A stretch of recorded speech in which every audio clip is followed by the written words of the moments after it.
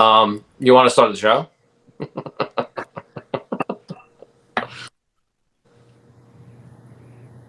Is he frozen? Yes. You should have kept that.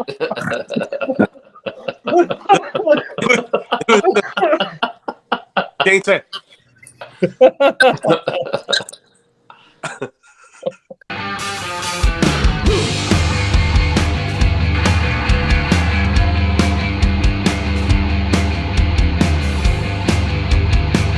Hey everyone, welcome to another episode of 5 Idiots Talking Toys. It's a toy collector podcast. We are here in video form on YouTube. You can also check us out on Spotify, on Apple Podcasts, on probably a dozen other places that we'll link below. But if you're liking the show, please give us a subscribe right here on the YouTube channel if that's where you're at. And if you want to be notified of the new episodes every week, hit that little alarm bell icon, and please give us a like on the video. So thanks for checking us out. You can also go to 5idiotstalkingtoys.com and find our home base there. And you can also collect with us. We now have a little toy store, so to speak, online with the five of us selling some of our collectibles. So come hang out with us at rogue5toys.com. Tonight we have kind of a interesting topic. It's something that we all have had ups and downs with. And so we're going to cover that so that the buyers that are watching, the collectors, can get a sense for what that's like from the seller side and vice versa. John, you reveal, what are we talking about tonight? What are we going to try to cover and tell our stories about? Yeah, Shane, thanks. And welcome everybody to another episode of 5 Idiots Talking Toys, where tonight we're going to be talking about shipping. And that's everybody's favorite topic of conversation. And, you know, among the five of us, I'm sure we've got some great stories about some shipping disasters and some good tips about how to ship figures to other people. So who wants to start us off? Who's got a nightmare story? Yeah, I'll start us off and talk about Walmart's mailing and how they ship their men-on cards in plastic bags. Oh, that is my nightmare story. So if you want to order anything from Walmart.com, pray that it comes in a box, because anything else, and it's going to come damaged, guaranteed. Yeah, people just don't understand the best ways to ship. I guess they just don't consider the people that are buying these from Walmart.com or Target or, you know, some of those other big box stores that don't understand that, or they don't even consider that you know, people are collecting these. You know, they're just making a buck.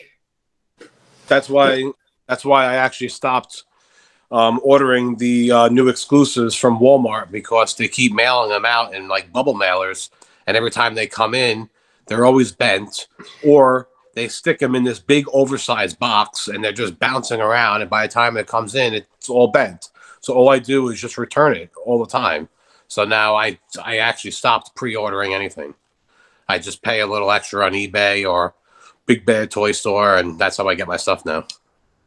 I literally got one, though, from them. The same thing happened in a big box, and it was bouncing around. But also, I mean, literally in a plastic bag with no other protection. It wasn't. And of course, like the mailman walks up and throws it against the door like Ace Ventura. And I get it, and the bubble's like completely smashed. So I was like, "Oh, it looks like I'm opening this one." Yeah, that's a disaster. I mean, I've gotten stuff from Target and also from Walmart.com, and they just come in, and yeah, it's a disaster. I've also had people from different Facebook groups that have sent me stuff in a bubble mailer that were men on card. One of them, I can't remember which one it was, but there was one that came in that I was sure that it was going to be, you know, crushed or have a big hole in it or something, and it didn't, fortunately. But it's just ridiculous. It's, you know, when I mail stuff out, when I mail mocks out, you guys have, I think everyone's bought a mock for me in this group, but I saw Michael Havens posted a video on the IC one time about how to ship it safely. And there's another IC member who says that is not the way to ship it, but none of mine. I mean, I sent a bunch to somebody in the Netherlands, I think, a bunch of mocks, and they arrived perfect. Perfect. Do you guys use Saran Wrap or? I don't use Saran Wrap. I cut. I have a like an 8x12 sheet of cardboard, and then cut out for the. It takes a lot of time, but it saves a lot of headache if something ever gets damaged or whatever. Yeah. But, then I cut out around where the bubble is going to be, or where the blister is, and then I raise up a little piece of cardboard, and I lay it around the interior of the cutaway for the blister, and then I take whatever I cut out of the blister and tape it on top of it. But I wrap the figure in a Walmart bag or something, and then tape it together. Tape it together flat. So they usually arrive safely. But someone else was talking about Saran Wrap, like wrap around the blister or something. I do the Saran Wrap, yeah. I've done both. I did the John method for a Minot card die cast, which I was really nervous about shipping that one. I shipped that one overseas, and apparently it got there okay to Singapore. And then I used the Saran Wrap around the bubble, and then around the mock over the front of the bubble as well. So I've done both. Who started that Saran Wrap method? I got one in from an IC member that was like that, and I thought it was a pretty good idea, and so I started using that as well. So I've seen both. Everything that John sends me, all the mocks that John sends me, comes with the cardboard too. So I think that's probably the best protection. And then the Saran Wrap is also up there as well. And when I get one from John, it is just so meticulous. It looks like he spent so much money, so much time actually doing it that I don't want to, throw the thing away. I have to have like 3 or 4 of them sitting next to my computer. I feel bad throwing them away. I haven't thrown any of them away. Yeah, same thing.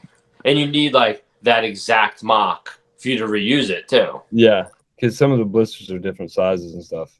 Yeah. I usually just use a star case, put them in a star case. I Saran Wrap around the bubble, and that's usually how I do it.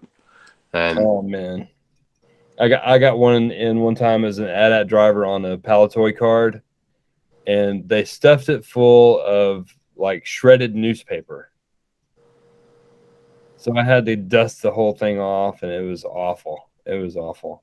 I mean, I understand the concept behind it, but it was just, ugh. I had to open it up and take it out, and stuff just flew everywhere. It's kind of well, everyone knows these bubbles are going to fall off the cards, in about 20 more years. So yeah. we're just trying to ship it the best way possible. Right, Charles? Yep. They're not going to last that much longer. They're all just going to fall one day, all at one time. Everyone's mocks at one time are just going to break. Well, what about loose figures though? Because I have a certain pet peeve how I mail my loose figures away. I know most people don't do it the way that I do it, but And I never did your way until probably about 6 months ago, and now I only do that way. So what's the secret? So whenever I ship out like a loose figure or whatever, I never put the accessory in the bag with the figure. So that's just something that I do. I go on eBay. I buy those little dime bags. It costs maybe $8. You get 100 or 200 of them. And I always make sure that the accessory is in a separate bag. And then I put that in like a big bag with the figure.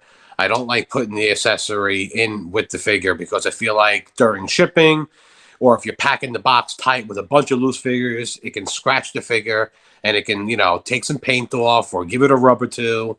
And so I actually never do that. And whenever I get them in the mail and they're all put together, it just annoys me.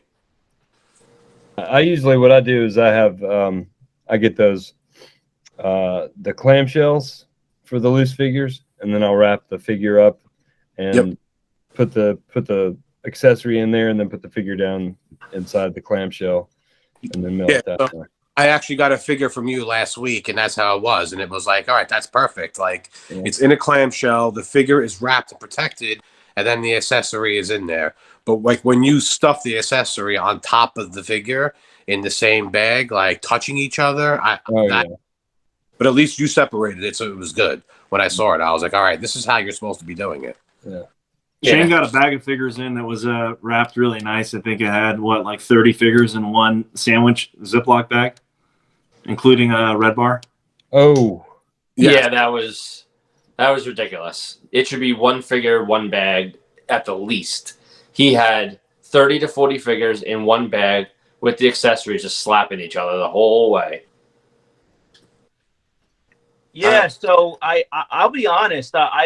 I spoke to the guy afterward. I'm not looking to call anybody out, but I did tell him I was upset afterward, calmly, and he was receptive to it. But I'll tell you, I was in the IC, which is a large group. I was in a group that we're all in, that we buy stuff in regularly, and it doesn't have to do anything with the IC specifically, but it was a seller that was there.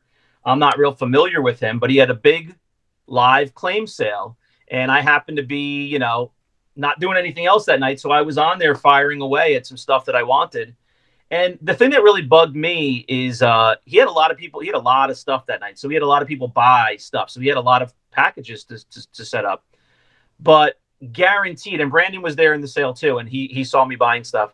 Guarantee you, I was by far and away the top buyer that night. I spent I don't remember the number. I spent like $1,500 at least with him. Maybe $1,800. It was a lot of money. Like, it was the most money I've ever spent with one person, like in a sale. And his stuff looked good. And he took all of his stuff, like $1,800 worth of stuff. It was weird. He wrapped some stuff in bubble wrap, but then I showed you guys the bag. Like 2/3 of what I ordered. Like, there were some last 17 figures that he wrapped in bubble wrap, but then he took like 3 other last 17 figures and put them in a gallon Ziploc bag. And I'll send you the picture. You can throw it up on this video, because it's a great example of what not to do. Who cares about all figures, those figures? let alone somebody spending like that much money with you. There was a Red Bar in there, and it wasn't, it was a beat up Red Bar, but it was, it was still a valuable figure. There's, Barada in there, and there's a Dignitary, I think. I mean, there's other, $100 figures. And there's 30 of them in a Ziploc bag with no bubble wrap, no cushioning, accessories and weapons just peppered in there, rubbing all over the place. Like, the most perfect example of everybody who's listening tonight, what you should not do, even if you're selling 5 figures, do not throw them in a sandwich bag and throw them in a cardboard box. Somebody else give an example of what you like to do. And John, I mean, you talked about the clamshells. I think Christopher and Charles and Brand. I mean, I use bubble wrap on everything. I like to use bubble a wrap. box. Use the box like way larger than it should be. Yeah. Yeah, I mean, Charles turned me on to those 4x4 boxes. They're really great for a couple of loose figures that you can bubble wrap really nicely. Packing tape. Another thing I'll say, packing tape.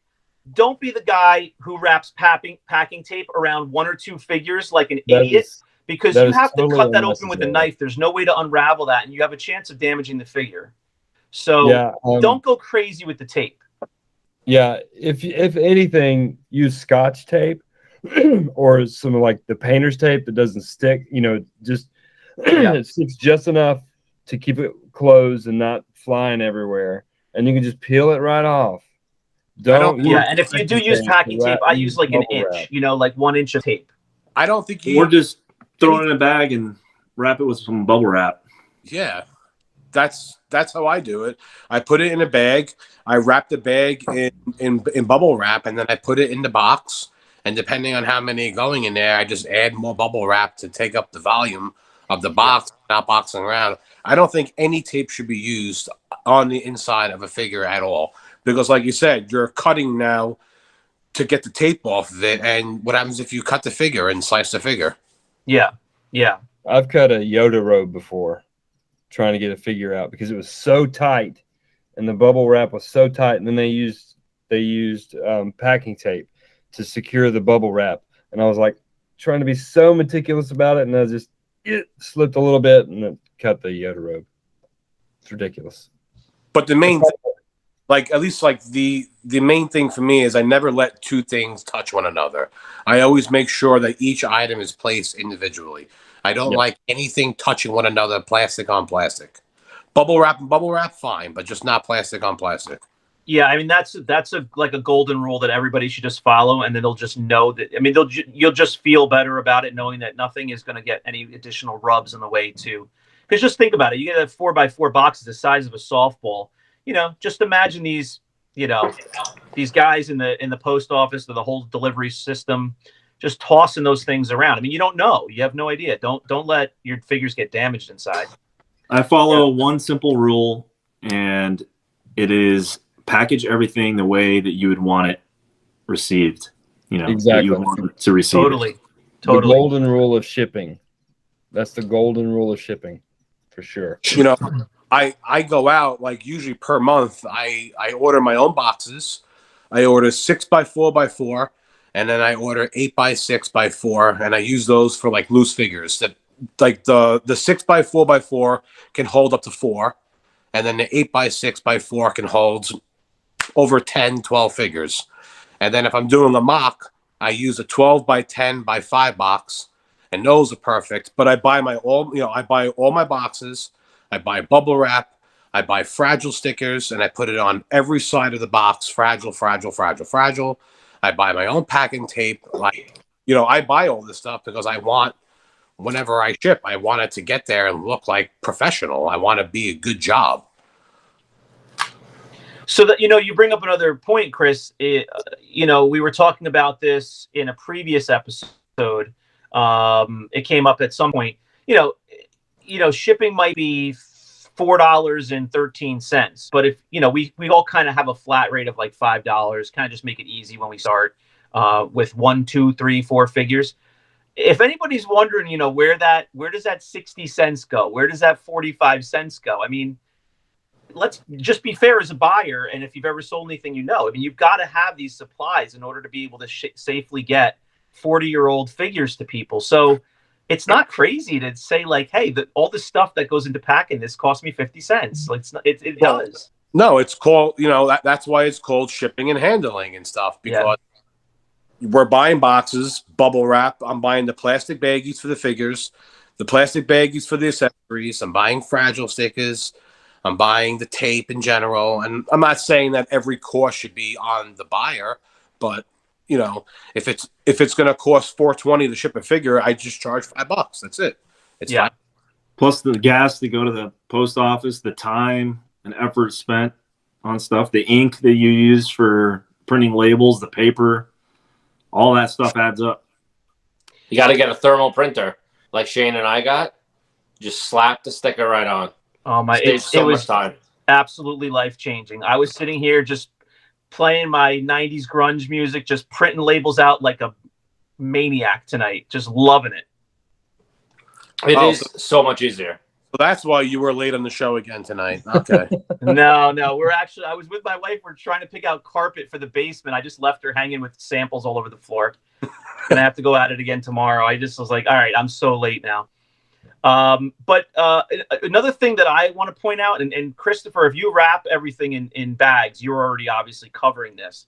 But one thing for me that I always try to keep in mind is, and this is more of a novice thing that I thought of early on, if you're sending any figures that have any cloth pieces, any stickers, a Klaatu skirt, even a Bib Fortuna, jacket, a Yoda cloak, anything that could get wet, that's not plastic, make sure you put it in a plastic bag. Now, if you're doing plastic bags for everything, you're covered. But for me, I use bubble wrap. But whenever there's anything that I don't want getting wet because I feel like it'll, get ruined, a box can get wet. So make sure you put it in a sealed bag.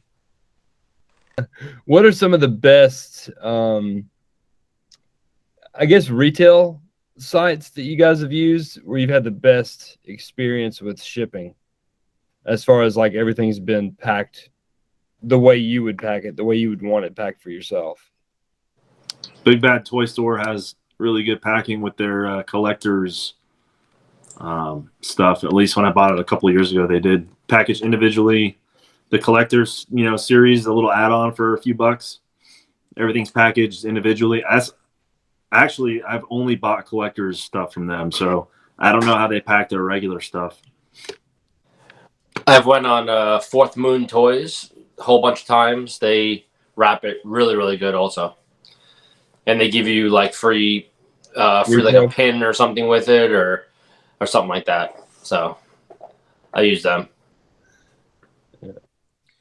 I think anytime, Fourth Moon seems like a smaller, deal, like, a toy store run by collectors, maybe, the sense I get. Anytime you go with any of these bigger companies where they literally just have a shipping department, they either have just bad methods across the board or it's going to be a mixed bag. I mean, I've gotten stuff, no joke, from Target, where it's thrown in a box that's 3 times too big and it's just flying around inside. I've also gotten mocks, modern mocks from Target, like actually really kind of well padded in the package and came like perfectly well. It might just depend on who's packing it, what the computer spits out and what size box to use. You never know.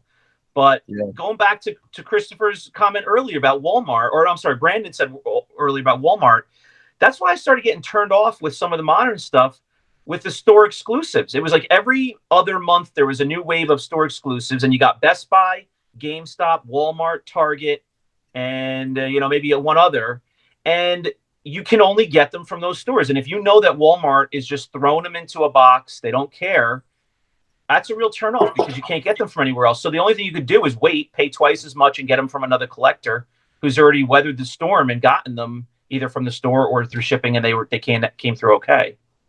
Yeah, I'm already suffering from a little anxiety about these droids figures from Target.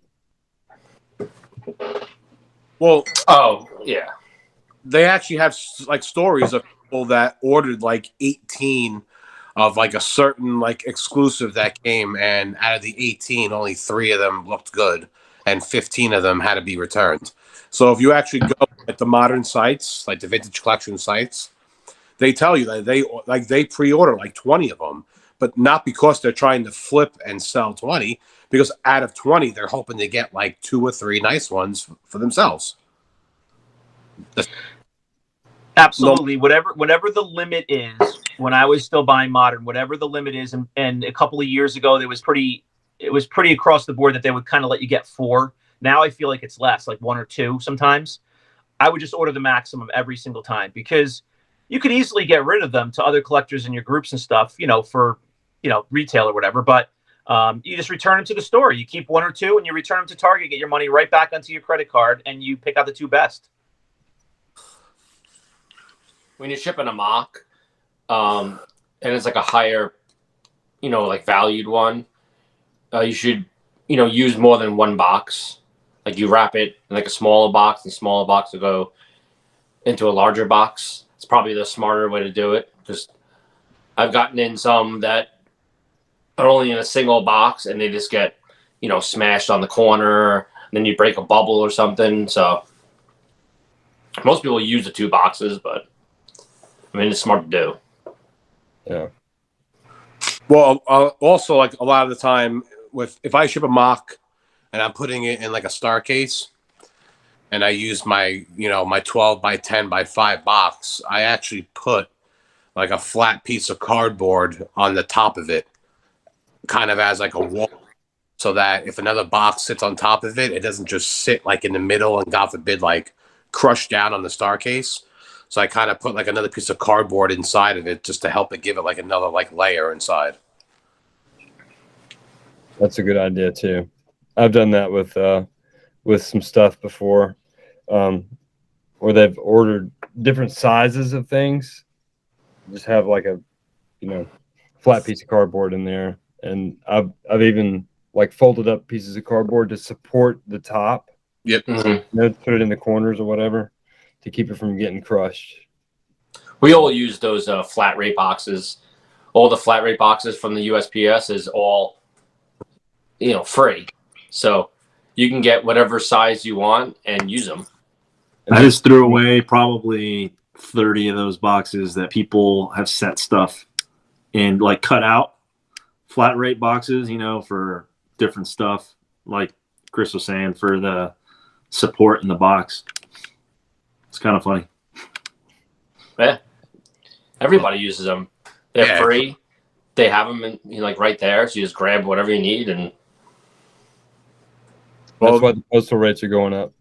Yeah, I think that's probably why they're going out of business all the time and they're always going bankrupt, because they spend too much money in cardboard boxes.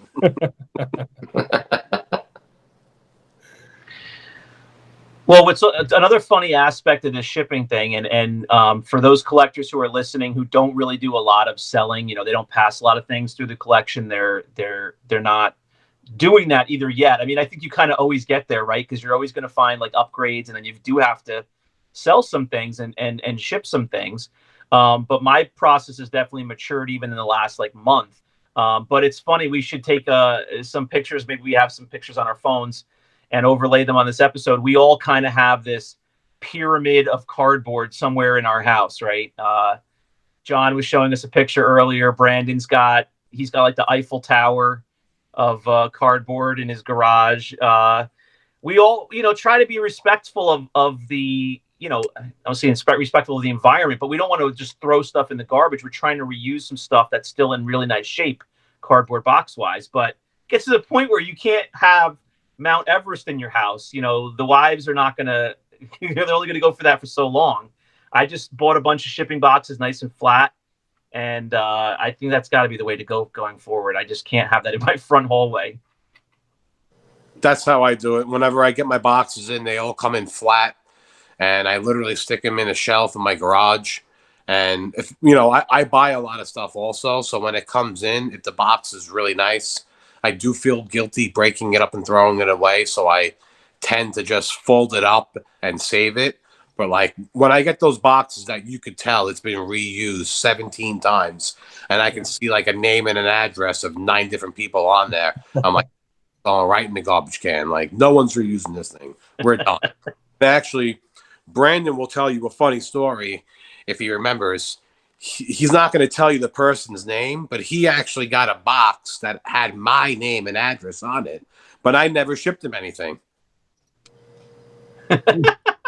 That is correct. It was a diaper box that had Christopher's wife's name and address on there, which I thought was pretty funny. That's another thing too, for people, if you do reuse boxes, at least get rid of the name and address on there and do the nice thing and shred that stuff or burn, get rid of it.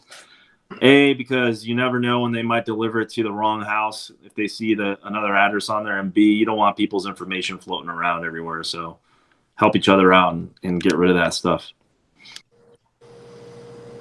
Yeah, I got something one time that came with this cool little stamp, and the postmark date is 1999.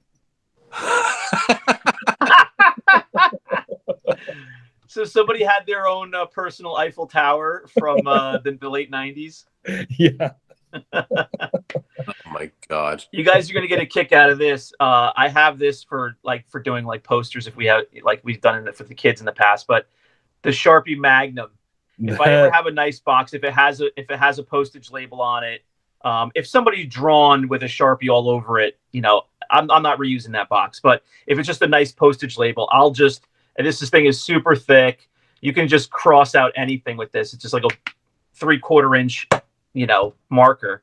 But that's a good point. I always feel kind of creeped out when I get packages from people and it's fairly clear that there's a totally different address on there in some way. Keep that kind of private. Don't have anybody's address apparent on there. Kill that. I usually try to just cut those labels off. Yeah. Peel them off or whatever. So I think I showed you guys a photo of this recently. I was just dying laughing.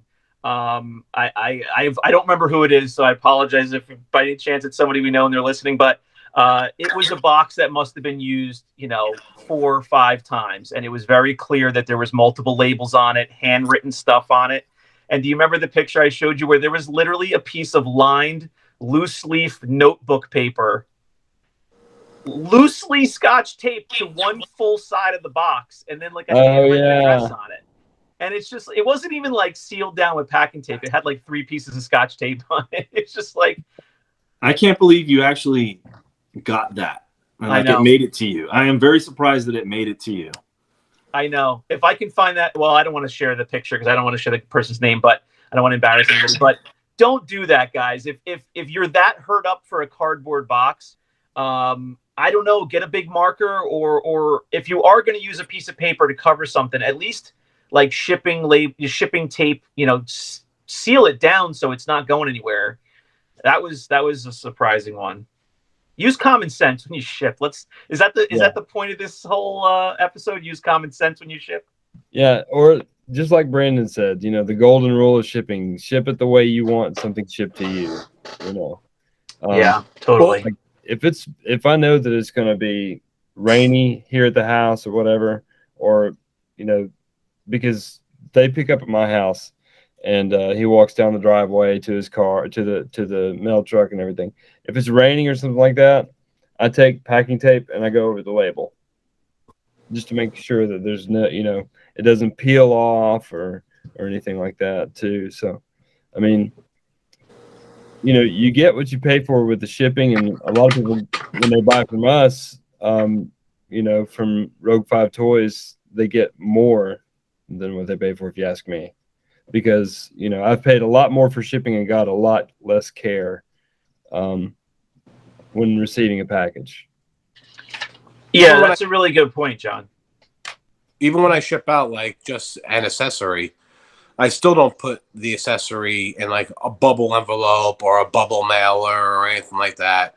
The accessory gets put into a bag. It still gets bubble wrapped, and it still gets put into a 6x4x4 box.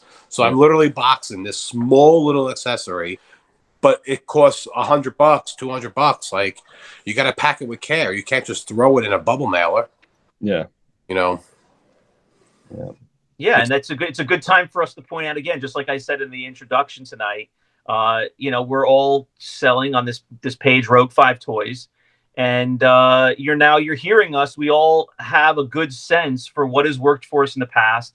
We're all collectors. We know what we've received from sellers. We've seen how different people pack. I'm hoping everybody gets a good sense tonight also, for us, in coordination with the podcast and everything. We're having a good time with this page where we've got hundreds and hundreds of people on it. You're going to get good items, nice collectibles, and they're going to be packed really well with care. That's just how you have to do it if you care about this hobby, I think. If you want to actually hear of a disaster story, I just thought of it now. Again, I'm not going to say any names or anything like that, but I ended up buying a blue snaggletooth. It was overseas, and it was pictured as being the mintest and nicest blue snaggletooth you'll ever see, in your life. And from the pictures, I thought it looked good, and I spent like $550 on this thing, and this was like 2 years ago too. So like, that was even high considering 2 years ago, but whatever. I didn't care because this looked so good. So like 3 or 4 weeks later, this thing shows up in the mail in a small little bubble envelope like this. Nothing around it on the inside, just a bubble envelope. As soon as I saw this thing and I opened it up, I was immediately so pissed off, like I am right now, staring at Shane and Charles twirling their hats around. I was immediately so angry when I saw this because I knew exactly what it was. So then when I opened it up and I see a blue snaggletooth just bouncing around in a bubble mailer from overseas, he actually had some scratches on him and whatever. The guy ended up taking like $50 off, and then I graded it. It got graded at 75. Oh gosh. I like stuff like that annoyed me, but you know what? I never bought from him ever again. So did it turn into did you receive a green snag in the mail? Is that what it was? No, he was still blue when he when he came in, but Well, you know, out of all, we've talked about this before, out of all the figures in the whole line, that might be the number one figure that really can get broken. We've literally seen it broken multiple times, right? It's hollow, you know, the chest is hollow. If it gets banged around in shipping, in a bubble mailer, that the whole figure can actually crack right down the middle and it's just destroyed. It was mind-boggling to me that he actually did it, and I even said to him, I was like, "Yo, from now on, if I ever buy anything, no matter what, you have to put it in a box. Like you're shipping overseas, it's a $550 item. Like it needs to be in a box. A bubble mailer, I'm sorry, is just not good enough. Not for me. But you know what though? It's been 2 years, and I've never bought from him ever since. So, really, who ended up losing on the deal? Because I buy a lot of stuff. So he ended up losing because he lost me as a customer. Yeah.